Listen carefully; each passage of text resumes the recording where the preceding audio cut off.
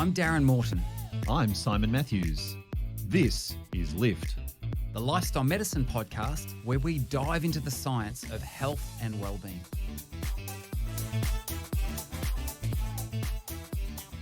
Hey Darren, great to see you again this week.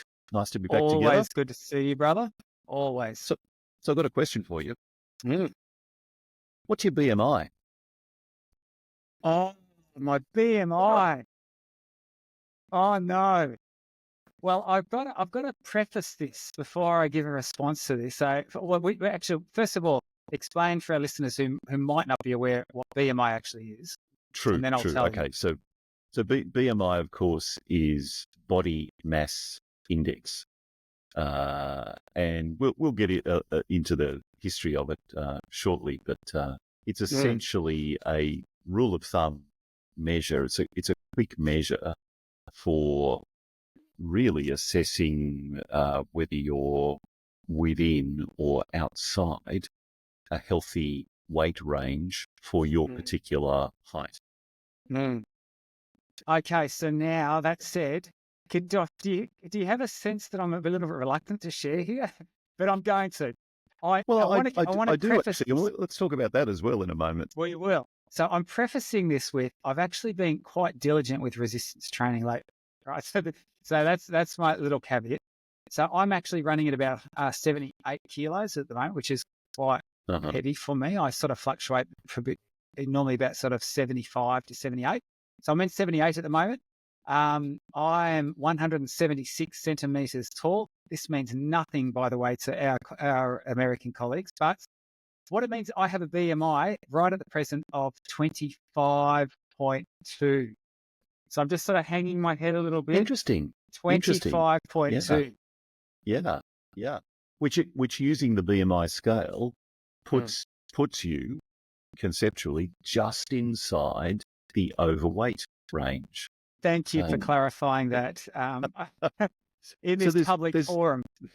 Yes. So there's so many things that we need to talk about already here, and the first one I want to talk about is what you just shared, which is the reluctance to engage in this. There is a lot of shame associated with body weight, body mass index, and so on for a lot of people. And one of the observations I think that I've made about BMI over time is that because of these kind of cutoffs, so 20 to 25 is ideal weight, under 20 is underweight, 25 to 30 is overweight, and then we start getting into grades of obesity as well. Because of those cutoffs, it's very easy to internalize a sense of I've failed. I'm not measuring up here. I'm not doing as well as I should be. And of course, that's broadly, I think, unhelpful if we want to encourage people to focus on the benefits of living a healthy lifestyle, the ways that are within their power and control to do that, and so on. So I think it's important to acknowledge that that BMI has, in particular, has somehow been tangled up with a sense of judgment and shame in a way that other measures haven't. So, for example, HbA1c. I mean, there's not a narrative that I'm aware of around a sense of shame about having an HbA1c level above a certain number, or an LDL-C level above, or an HDL below, and so on. It seems to relate uniquely to body weight. Yeah, I wonder about that. To be honest, when I have my blood work check, and now I'm off to get just a general medical checkup in a couple of days' time, and they'll do blood work again. There is something when I see, my cholesterol's low, or there is a sense of I feel good about that. I mean, I obviously feel good about that, but I think I'm thinking if I was in a situation where my markers were high, I probably would be a little reluctant to want to have to share that, particularly as a lifestyle medicine enthusiast. So yeah, I wonder to what extent that is the case. I think the thing is that BMI is such a well adopted and well applied and well used, for good or for bad. And maybe that's what we're going to be talking about today. But I think maybe it's one of those metrics that's a lot more, understood by people. And and I can definitely say, it's interesting that you asked that led to that question of what's my BMI, because I never get below 24. So that's just, and I'm running very lean at that point in time. If I was doing a lot of cardio work and a lot of running, and my BMI might be sort of 24.5. And then if I sort of pull back on that a bit and I do some more resistance exercises, and there might be, I certainly don't feel like I'm carrying a lot of extra. But the fact when I saw that, I just punched it in and my BMI is 25.2, I'm thinking, oh, it's quite, it is a little fronting. So there's definitely that. There's a psychology that goes with it for sure. Yeah, absolutely. Mm-hmm. And that sense of shame and judgment that a lot of people carry around with them about their health is very, very unhelpful. We see the same thing with mental health, of course, as well. There's a lot of stigma associated with putting your hand up and saying, you know what, I'm not traveling so well at the moment. Yeah.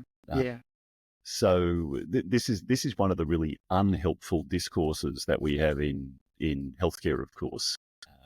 This idea of not making the mark in some way.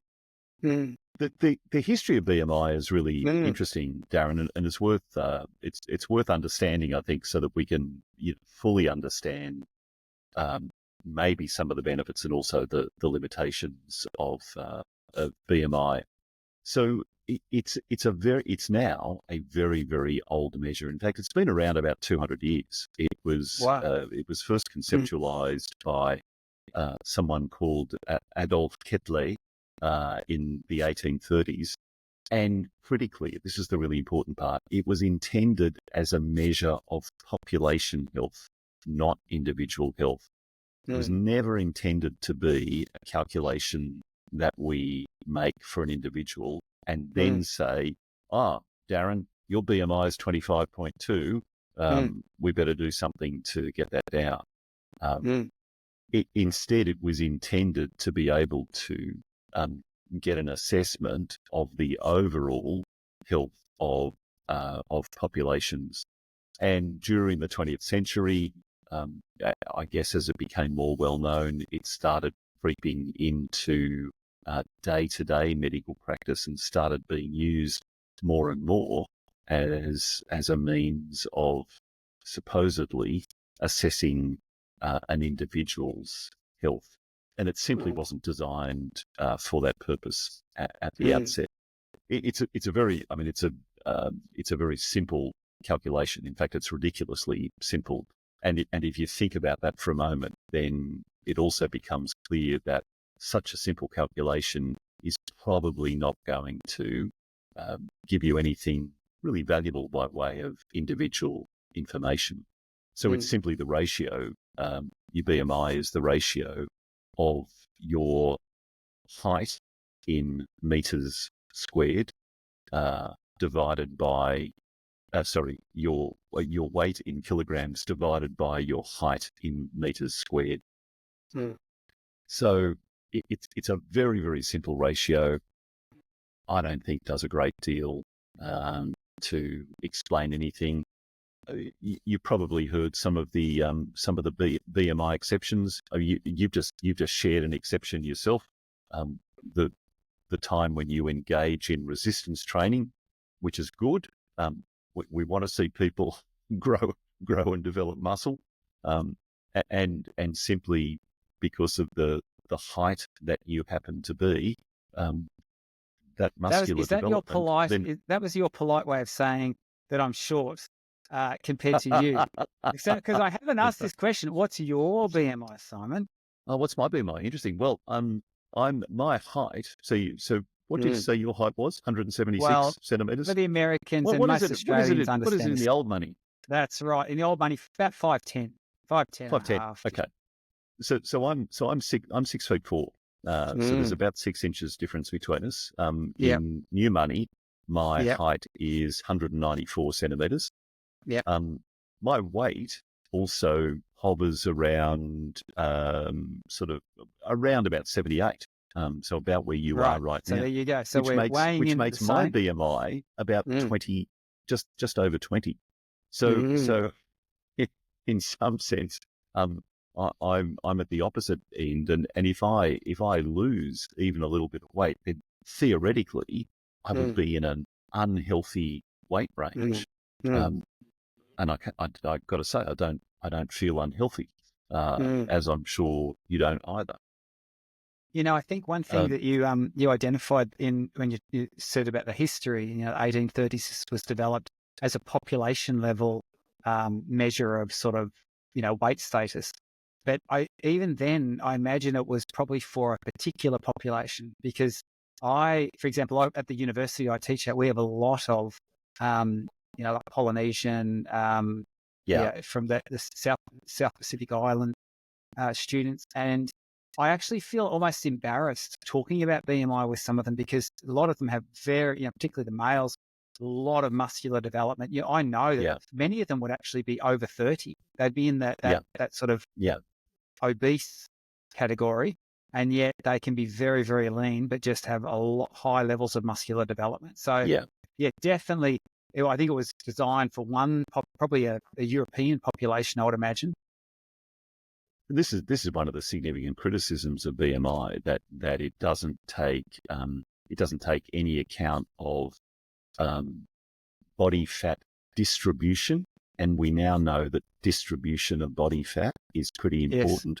So what's called central adiposity, having a lot of body fat distributed around your middle, it appears to be more harmful to your health than, say, high levels of subcutaneous fat or body fat distributed, through your legs, your arms, and so on.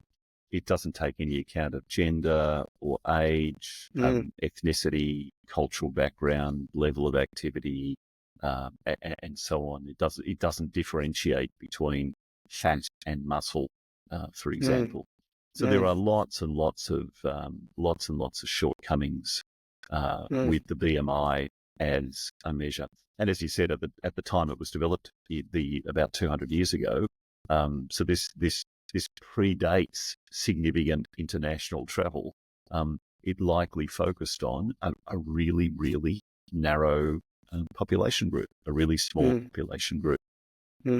So it's used, or it has been used, to classify weight in populations and to get a sense overall of the health of a population. So when we read, for example, that about 1/3 of the Australian population is within an ideal weight range, about 1/3 is overweight, and about 1/3 is obese, then it's likely that BMI is being used as a measure for that, as a way to derive that data. So if it has these limits, but it's problematic. It is problematic. So what's a better? It's actually interesting. You made me think of something. We did a study one time, and it was actually on participants that had been through a lifestyle intervention. It was called CHIP, and we had data on about 5,000 participants, and we had their BMIs. So we had their height and weight, and we also had their blood work, so we could actually see their cholesterol levels, fasting sugar levels, and all the rest of it. And what was really fascinating is when we started to analyze it, there were about 1/3 of the people who were quite lean, like had low BMIs, that were still metabolically very unhealthy, so had elevated blood markers. And there were others who actually had high BMIs, about 1/4 of them, who actually were quite metabolically healthy as well. So what it's like, and we didn't have, I remember thinking, I wish we had other measures, like some other way to delineate what's actually going on here, and particularly with reference to where's this weight, where's this, adipose tissue distributed? Because we certainly, as you've indicated, that central obesity, it's a lot more metabolically active, seems to spill over into our blood a lot more. So, which obviously leads to attempts have been made to become more precise with this measure. And so tell us about that. LIFT is supported by the LIFT Project, an educational adventure where you learn science-based ways to lift your mood and your life. The LIFT Project is lifting lives around the globe, in healthcare settings, workplaces, schools, universities and communities. To find out more, visit theliftproject.global. Yeah. So there's a new index being developed, and it's not widely in clinical use at the moment. It's called the Body Roundness Index, the BRI, and it's also an index that uses your height, but instead of using your weight as the other part of the ratio, it uses your waist circumference as the other part of the ratio. So it becomes then a measure of the ratio between your waist circumference and your height. And the reason that's really significant is because what it then does is capture body shape. And if your central adiposity increases, as you get fatter around the middle, your waist circumference increases as well. And as we mentioned earlier, central adiposity is now recognized as a key indicator of metabolic health. Can I just jump in here and just say, at first glance, my first reaction to, as you're explaining this, so if someone said to me, oh, you have a high body mass index, I'd be like, okay. If someone said to me, you have a high body roundness index, I think psychologically I'd probably be more damaged by that. So that's just honestly, that's my first response. Yeah. Thinking about and this is a great a great point, because again, one of the challenges that I think we have in healthcare is that the challenge of shame and creating standards and creating expectations by which people are shamed, and that's not the outcome that we want in health behaviour change. It's not the outcome that we want in lifestyle medicine. In fact, we want the diametric opposite. We want people to capture and internalise an idea of what it means to be vital, what it means to thrive in life, and to be able to create for themselves a pathway towards that, rather than to feel embarrassed and ashamed and to try and find a pathway away from that.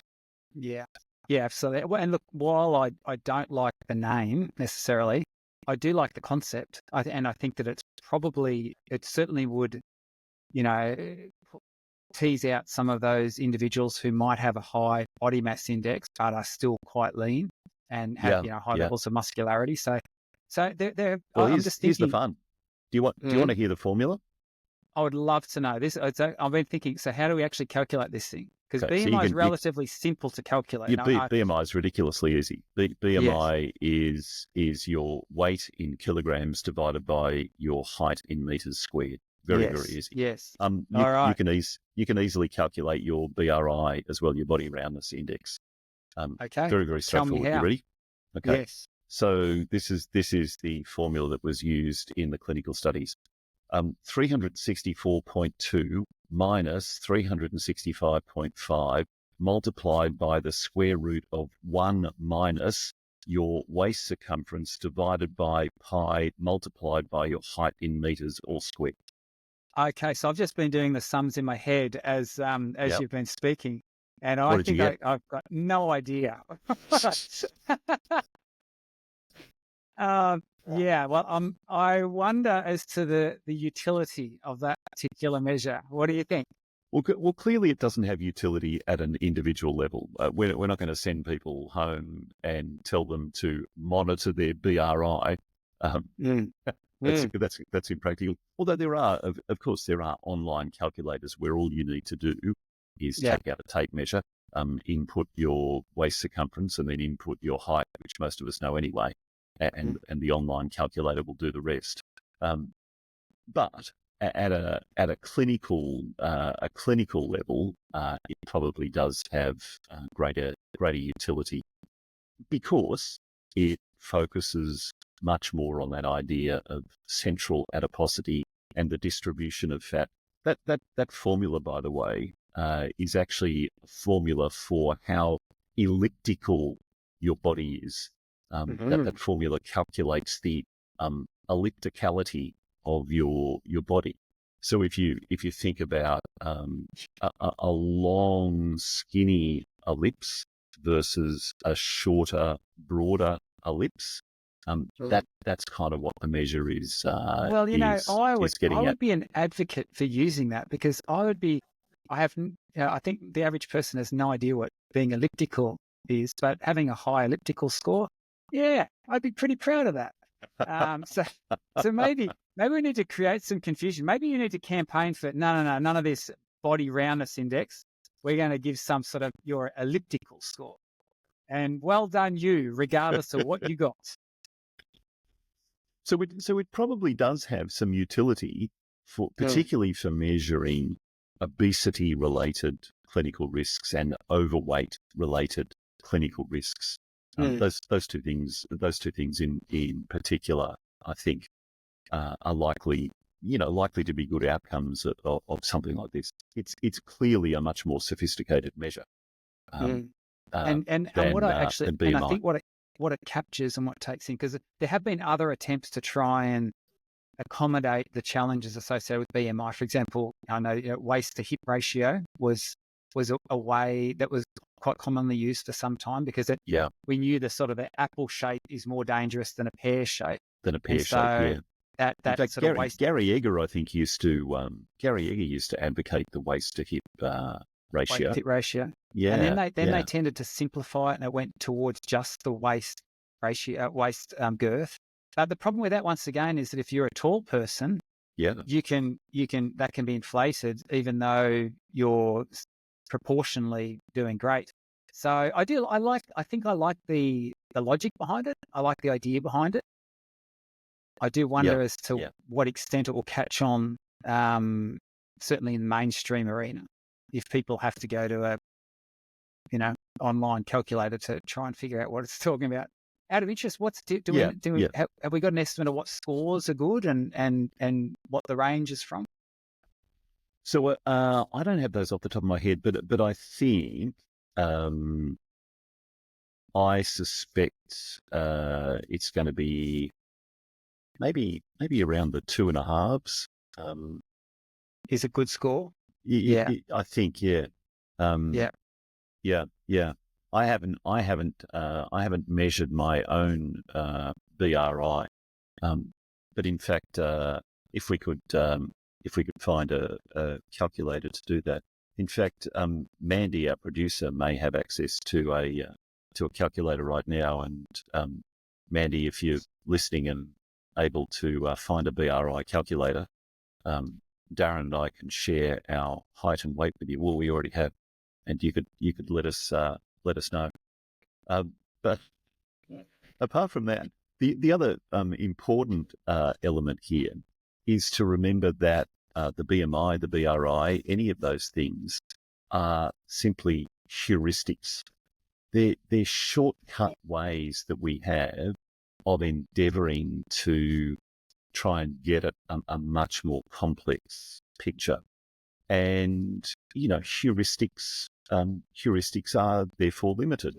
So, for example, Darren, if I said to you, I want you to close your eyes for a moment and imagine that you're walking through a forest, walking through, maybe a park or a forest. And as you're walking along, you get a sense of there being something behind you. you turn around and the first thing you notice is long black fur. You can see 4 limbs and a being or a creature that's much bigger than you. What are you thinking you're looking at right now? A bear. Yeah. So you've just used a heuristic to do that. And your heuristic is a hairy black creature with 4 limbs that's bigger than me is likely a bear. But you might have also just missed being entertained by me as a singing telegram dressed up as a gorilla. That's a job that I used to do. Dress as a gorilla and deliver singing telegrams. I'm learning a lot about you, Simon. Yes.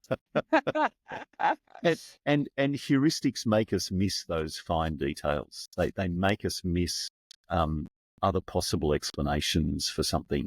A heuristic guides us into a particular way of thinking about something that's most likely helpful to us and most likely will enhance our chances of survival when the chips are down. But it's also limited and often misses layers of detail and complexity and nuance. And BMI and BRI are both like that. They're heuristics. They give us a shortcut means of getting some sense of something, but we miss a lot of detail. You've mentioned some of the detail. Some of that detail can be your underlying blood work and metabolic markers. But in a lifestyle medicine framework, we miss a bunch of other really important stuff too. BRI won't tell us about the quality of your social connections. It won't tell us about, the mind-body connections that you make, about how much you engage in practices to support your own overall well-being, your overall stress levels. A BRI won't tell us about the level of physical activity you do and the type of physical activity you do. It won't tell us about your sleep. All it does is say, well, this ratio suggests that there are likely to be some clinical consequences, or maybe not likely to be some clinical consequences, and therefore cues us to action. So, yes, it probably has a role to play, and we need to be careful not to fall into the trap of using this, or for that matter, any other heuristic as a means to try and understand the complexity of an individual person's health. It also, BRI critically also doesn't measure a person's subjective experience of what it means to thrive in life, what it means to feel vital in their day-to-day life, what it means to add life to their years and to live the meaningful and purpose-filled life that they really want to. And we know how important all of those things are to our health and well-being. So, Absolutely. yeah. I think it's a case of watch this space. I think that the logic behind it is very interesting. As I said, the name, not so sure about. But certainly it seems I've just done a quick Google search. I think I've got a score of about 2.7. So, 2.7. and it ranges, so I guess the 2.5 was probably you did well. Yeah. So anyone can jump online, Google it, see what your score is. And Simon, if you want to start pushing for it to be renamed to something that involves the elliptical nature of what it represents, I'm backing you 100%, brother. So you're 2.7. You're moderately elliptical then. Moderately elliptical. I'm proud of that. I can own that. I'll wear that. Yeah, I'm going to encourage you to put that on your LinkedIn profile. There you go. Moderately elliptical. Put it on your business card. Put it at the bottom of your email signature. Beautiful. Yeah. And folks, if you are enjoying the podcast, do us a favor, share it with someone that you know. Let them know about it as well. Don't forget to subscribe. If you subscribe, you don't have to wait and look for the next episode. The next episode will come to your podcast feed, and you will never miss a single episode by doing that. Lift is presented by Simon Matthews and Darren Morton. It's sponsored by the Lift Project and supported by Avondale University. Music provided by Pixabay. If you have a question or a topic you would like to hear more about, send us an email to podcast@theliftproject.global. The Lift Project. Lift your mood, lift your life.